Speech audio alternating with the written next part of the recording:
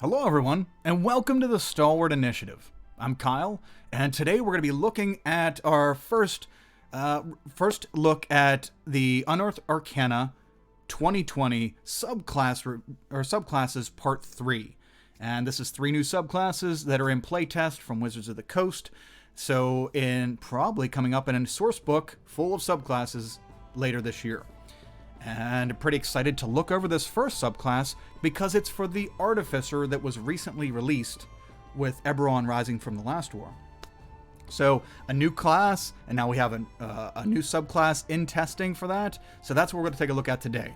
We'll be looking at the Armorer subclass for the Artificer. Let me pull open the document here.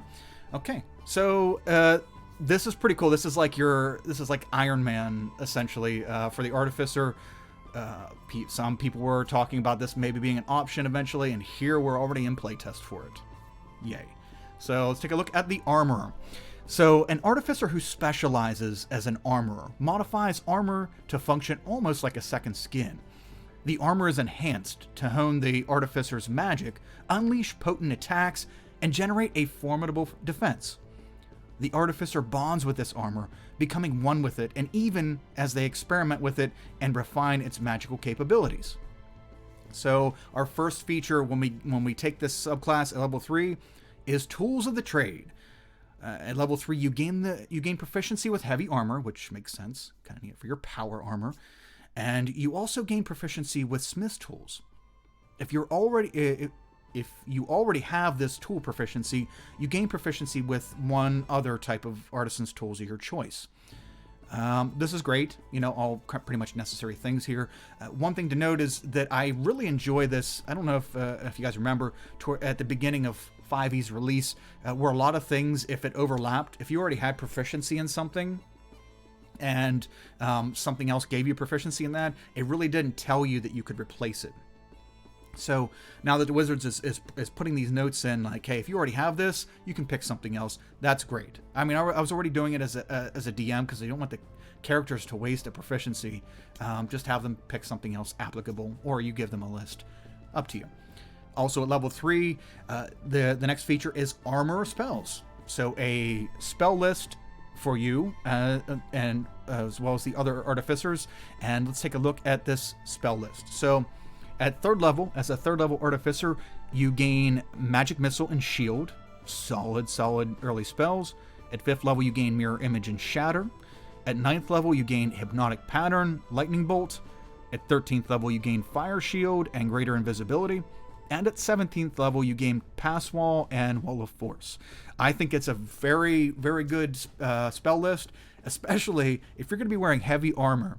And it'll probably be enchanted somehow. You'll probably have like one of your Artificer Infusions or Magic Armor to begin with.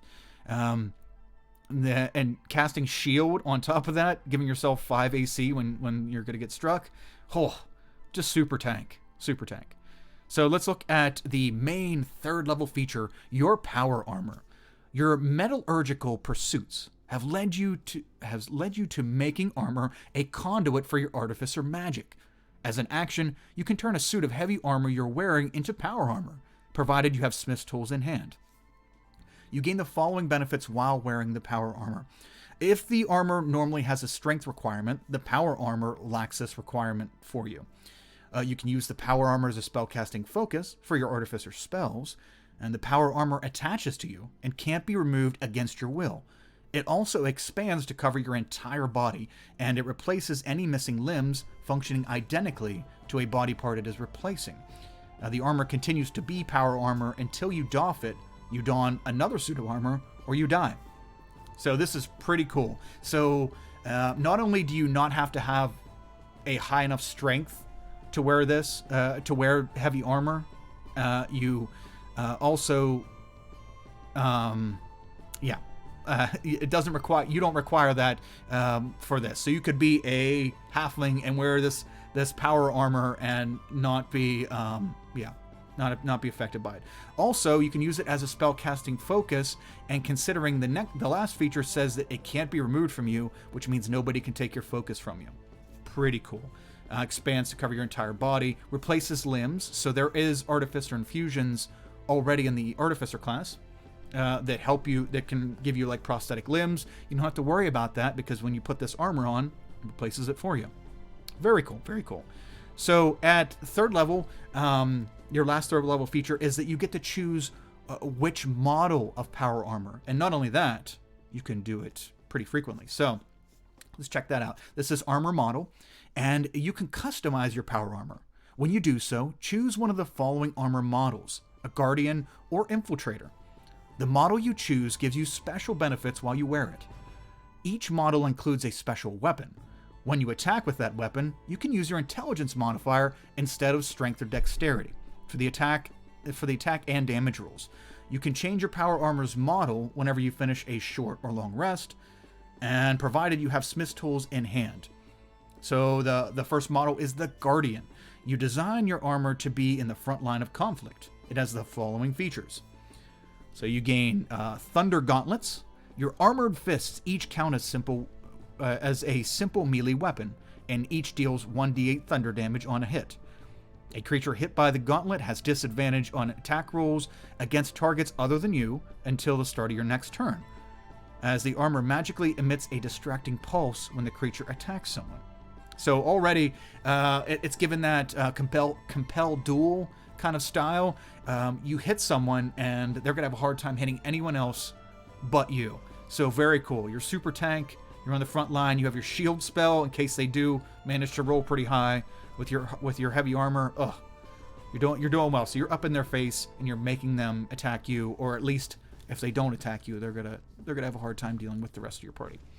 Also, you gain a defensive field. You gain a bonus action that you can use on each of your turns to gain temporary hit points equal to your level in this class. Replacing any temporary hit points you already have, you lose these temporary hit points if you doff the armor. So this is great. As a bonus action on any of your turn, you can give yourself temporary hit points, essentially refresh your temporary hit points because they don't stack. So already at level 3, you can always have 3 temporary hit points on you as long as you have your power armor on. That's pretty cool. That's pretty cool. And that does scale well with you, up to 20 temporary hit points all the time. Pretty sweet. Now you do have to use your bonus action to do it, but considering all the other Artificer classes have something that they can do with their bonus action, the Alchemist will typically have the Homunculus. I mean, you don't have to have it, but the Homunculus Servant Artificer Infusion as like their pet, so they can control that with the bonus action. The Artillerist has his cannon, his Eldritch Cannon, and the Battlesmith has their Steel Defender. So this gives you something to do every turn with your bonus action that doesn't require you to use spell slots, because you don't have as many as a full caster. So great options. I enjoy this very much so. So the Guardian is pretty sweet. So let's look at the Infiltrator. So the Infiltrator, you customize your armor for subtle undertakings. It has the following features. You have a lightning launcher. A gem-like node appears on one of your armored fists or on the chest, your choice, and it counts as a simple ranged weapon with a normal range of 90 feet and a long range of 300 feet. And it deals 1d6 lightning damage on a hit. Once on each of your turns, when you hit a creature with it, you can deal an extra 1d6 lightning damage to that target. This is pretty cool. So it's giving you like a light crossbow, essentially for damage. 90 to 300 feet is a pretty decent range, and it's kind of themed as though you can have it like Iron Man in the hand, or have like the uni beam on your chest. It's pretty cool. The only thing that is you're going to have extra attack at level 5. We'll go over that then. But I kind of wish that if you had it on your hand, you can use it as a light weapon so that you can use both hands. Pew pew! To have like two-handed fighting. But that's okay. That's okay.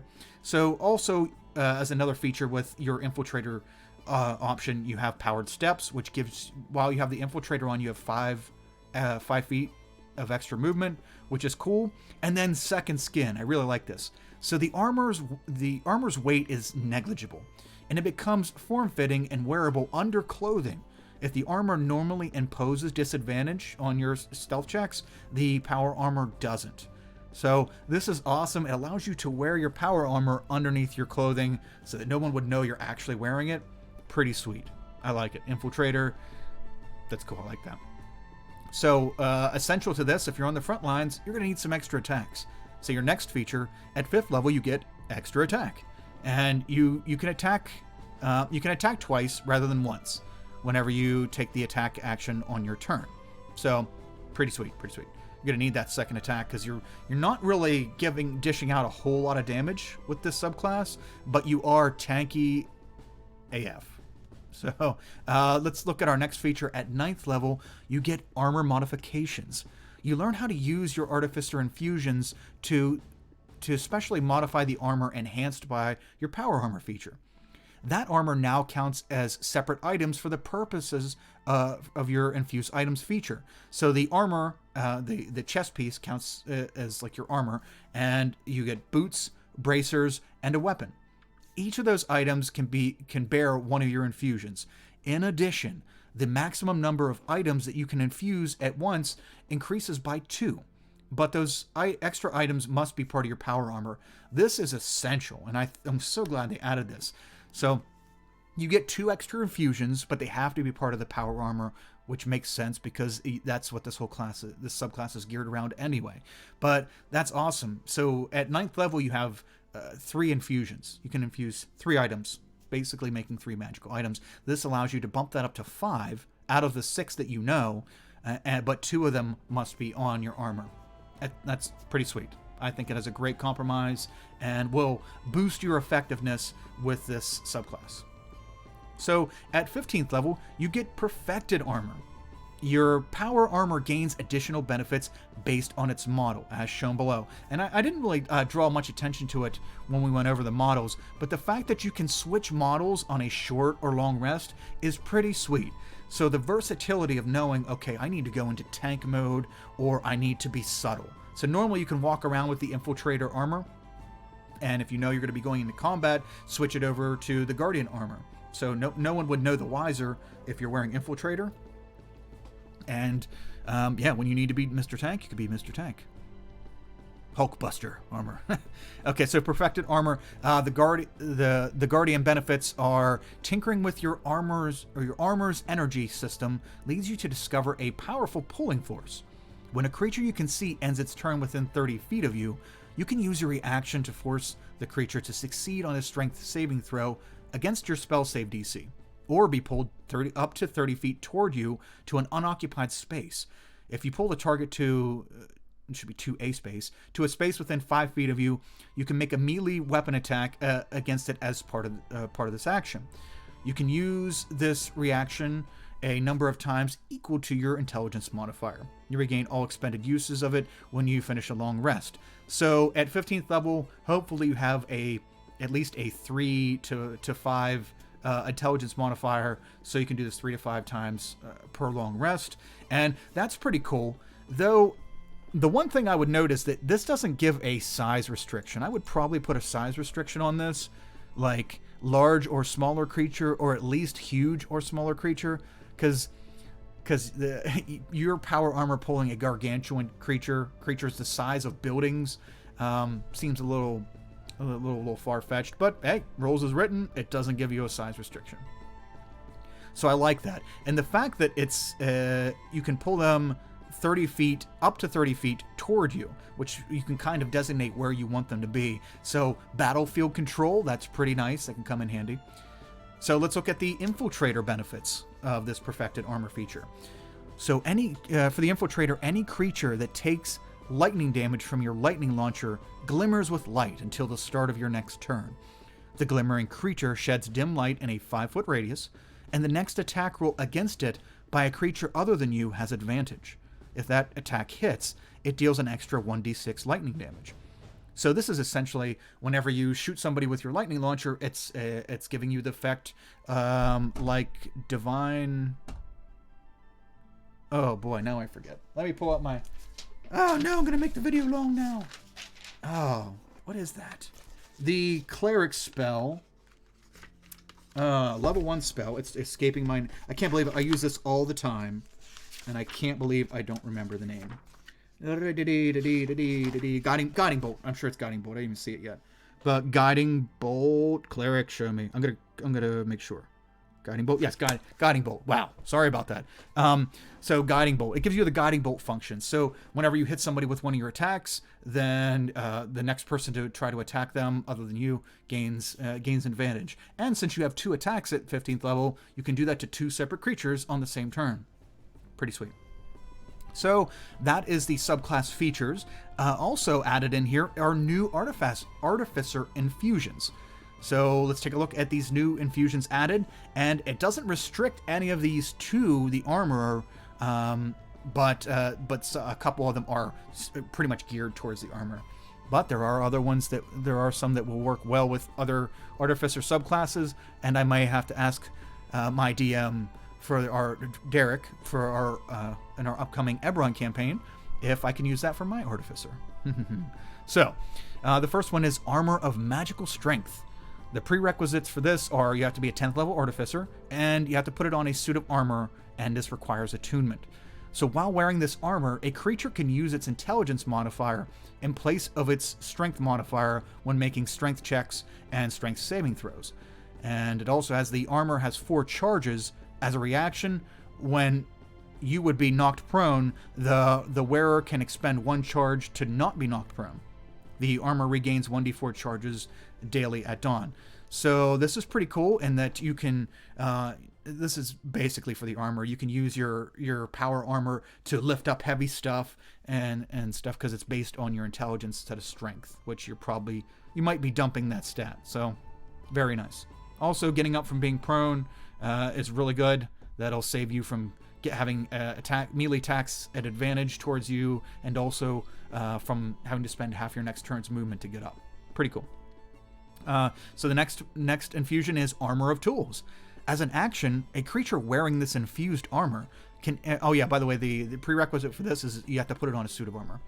A creature wearing this infused armor can integrate into it artisan's tools or thieves' tools.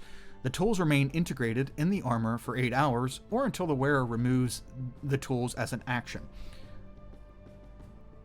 I don't understand why it's worded like that. Why you just wouldn't have it until the wearer removes it. Okay. The armor can have only 1 tool integrated at a time. The wearer can add its intelligence modifier to any ability checks it makes with the integrated tool. The wearer must have a free hand to use the tool. Further giving you a intelligence mod bonus to these tools that you're using. And being an Artificer, you are trying to get a lot out of the tools that you're proficient in.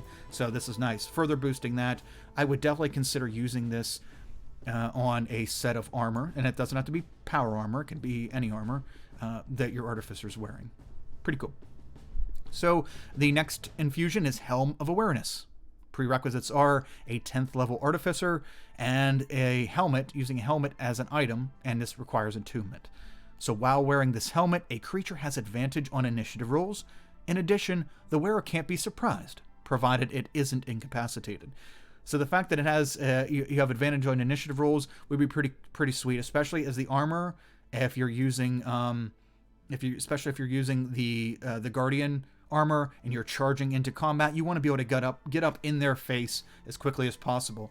And it's kind of funny. It kind of seems like you have you can't be surprised while you're wearing it. Kind of like Jarvis is in your helmet, sir, there's an enemy behind you. Kind of warning you of being surprised. I like that. Pretty cool. Okay, next up we have Mind Sharpener. I really like this. This is and I'll tell you why here in a sec. Well, let's read it. So the prerequisites for Mind Sharpener is just that you need to put the infusion on a suit of armor or robes. The infused item can send a jolt to the wearer to refocus their mind. While wearing this infused item, whenever the creature fails a Constitution saving throw to maintain concentration on a spell, it can use its reaction to succeed instead.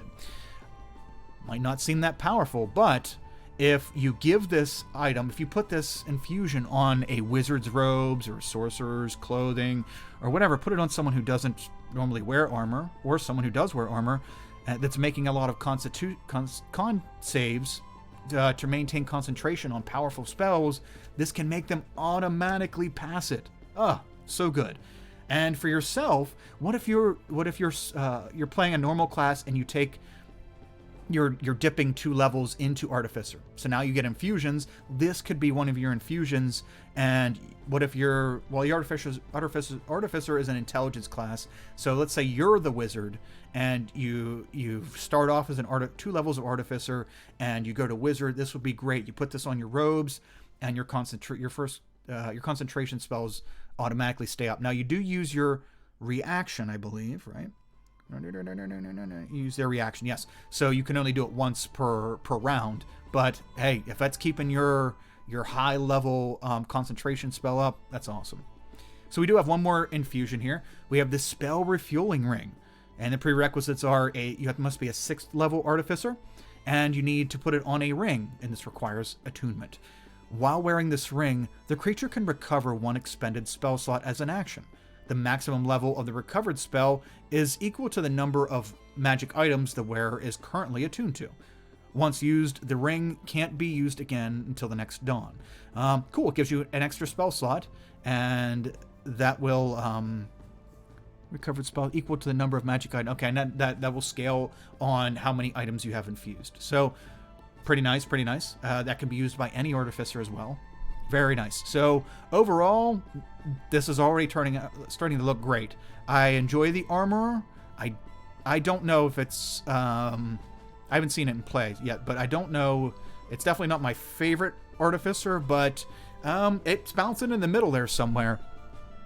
So it looks pretty cool. So if you want to be Iron Man, and this is definitely a cool Artificer subclass to playtest. So I will be releasing reviews on the other 2 subclasses, the Druid and the Ranger subclasses, very soon, within the next few days. So subscribe to the channel if you want to be you want more D&D, educational D&D content, as well as we're probably gonna have some interviews with D&D community people coming up here soon as well. And yeah, I just thank you so much for joining me, everyone. It was a pleasure, and yeah, until next time, have a good one.